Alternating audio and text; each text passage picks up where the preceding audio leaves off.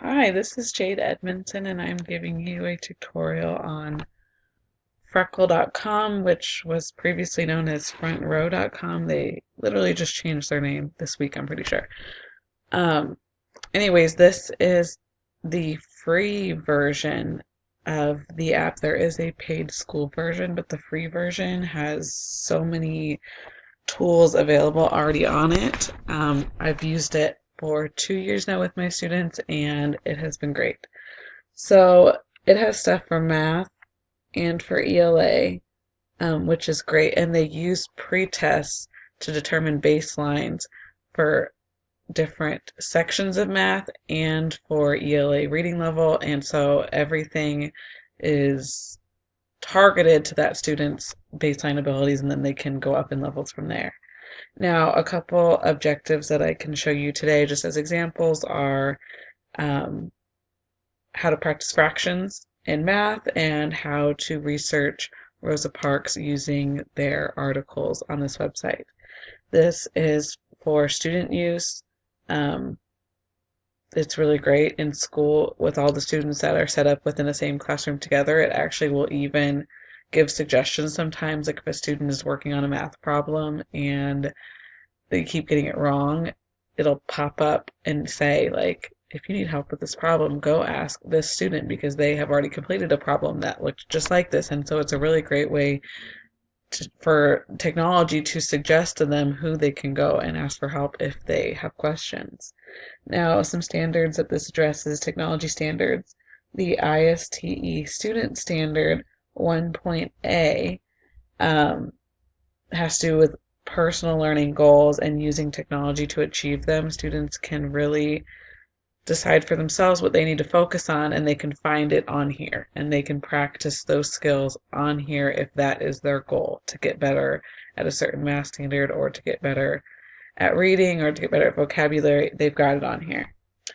Also, the IST teacher standards 2.C talks about customizing learning with technology based on student learning styles and student abilities, and that is totally addressed here. Like I said, because it uses pre-test, it is meeting students where they are. They have a variety of formats and tools and resources for students to use to help them solve the problems, go up in levels, and keep improving. So let me first show you. I'm logged in as a student here.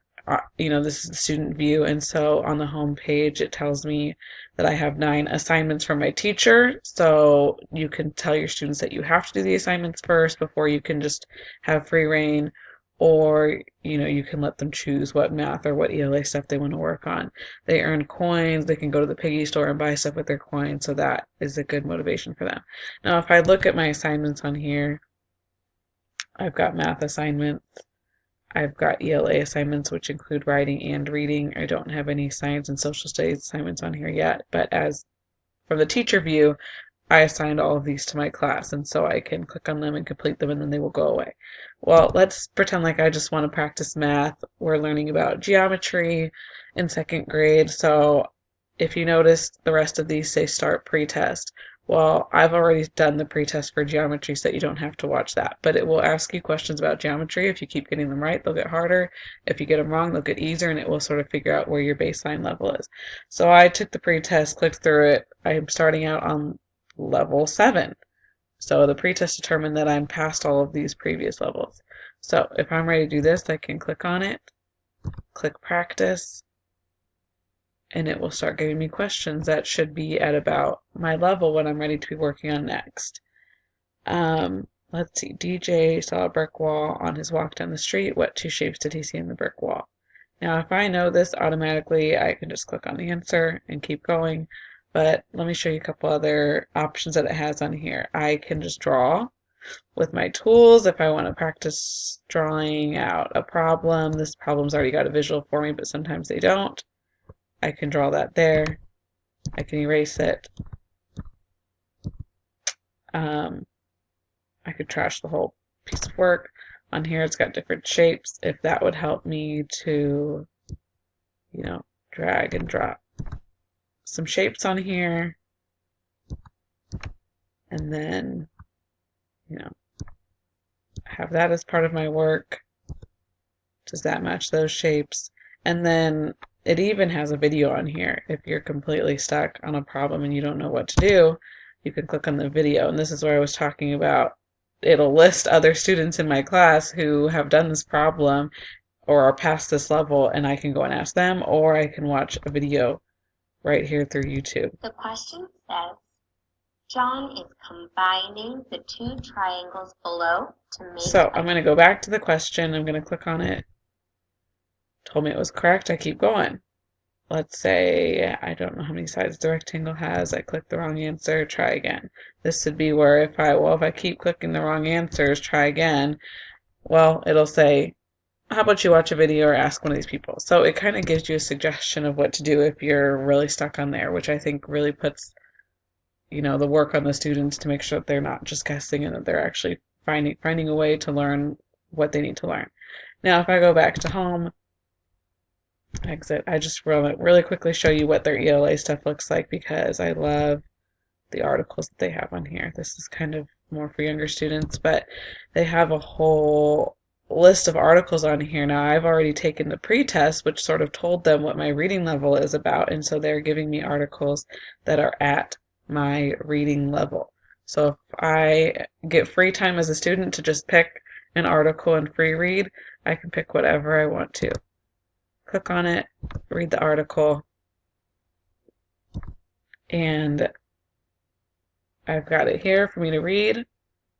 It wants me to start out on the side doing some questions about vocabulary. And then once I'm done with that,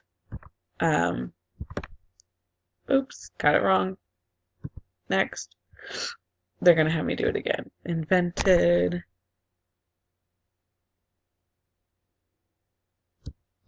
Let me get it right so you can see the next type of questions that it will ask me. They're going to give me the same article. They're going to make sure that I actually take my time to read it. And then they'll give me some comprehension questions as well. So I'm scrolling down, reading the article. I think even if I scroll down too fast, it will stop and say that I didn't take enough time to read it. You must read a little longer.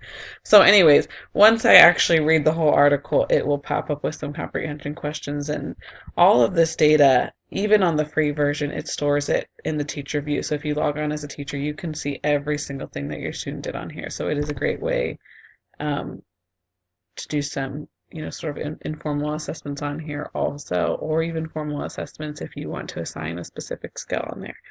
So this is totally awesome. Obviously more focused on younger kids with the visuals and stuff like that, but it is great for a variety of levels. Especially the articles. I think even older students would enjoy reading the articles, and they'll give them more advanced versions if they're at a higher reading level. So thanks for watching.